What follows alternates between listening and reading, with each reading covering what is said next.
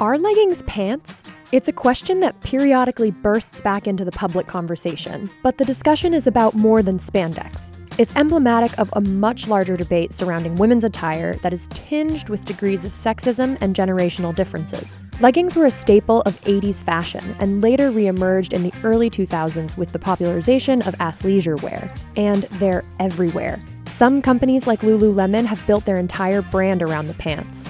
Or maybe they aren't pants. Critics argue that leggings are too revealing and can be distracting for men. This is why I'm making this video. Some of you people like to use leggings as breeches, as pants. That ain't how they're supposed to be wore.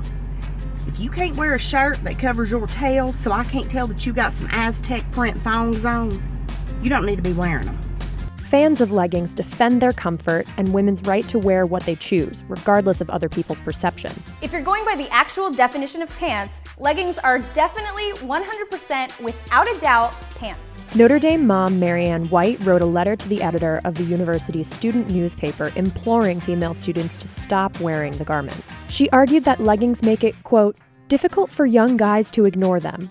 In response, students protested and organized events for women to proudly sport their leggings on campus. And I wear leggings because what I wear is not an invitation to sexualize my body, and I like to work out in them. United Airlines found itself caught up in Leggingsgate in March of 2017 for not letting two women on a flight because they were wearing leggings. United defended their choice, saying they were held to a higher standard because their tickets were connected to a United employee, but the decision still sparked social media outrage. High schools and middle schools across the country have even taken action to ban young girls from wearing leggings to class. These are just a few examples of incidents that have prompted conversations about what women should or should not be allowed to wear. From corsets to skirt length to spaghetti straps, women's clothing choices have been subject to scrutiny throughout history. So the debate isn't necessarily new, it's just got new legs.